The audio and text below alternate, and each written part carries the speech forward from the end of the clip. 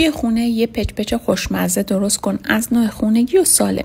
اون هم بدون فر و خیلی راحت. این خمیر بدون تخم مرغ آماده میشه و اصلا هم جذب روغن نداره. بیرونش ترد و داخلش هم مثل پنبه نرم میشه. برای درست کردنش فقط کافیه کره آب شده، شیر، آب ولرم و شکر و خمیر مایه رو با هم مخلوط کنید. یک دست که شد بهش 2 پیمانه آرد و به همراه بیکینگ پودر اضافه کن. خوب مخلوط کن. اگر خمیر کمی شل بود میتونی تا نصف پیمانه آرد دیگه هم بهش اضافه کنی.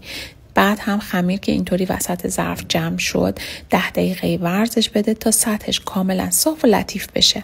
روی خمیر رو بپوشون و بهش 1 ساعت داخل محیط استراحت بده. بعد از استراحت پف خمیر رو بگیر و به 2 قسمت تقسیم کن. هر قسمت رو با وردنه به شکل مستطیل بزرگ باز کن. بعد هم مطابق ویدیو این مستطیل رو به 3 یا 4 قسمت تقسیم کن. وسط خمیر رو به هم وصل کن تا شکل مثلث بشه. از قسمت پهنه شروع کن به رول کردن و هر کدوم رو بعد از اینکه پیچیدی روی یک کاغذ روغنی بذار. دوباره برای 10 دقیقه بهش استراحت بده. بعد هم داخل روغن داغ با حرارت ملایم سرخشون کن. اجازه بده 2 طرفش کاملا سرخ بشه.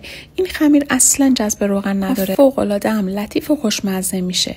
برای داخلش هم میتونی از ترکیب شکلات و خامه استفاده کنی که بشه یه پچ همه چی تموم. از نوع بازاریش خیلی بهتره. نگم برات از اون شکلات وسط این پچ و در نهایت نوش جان.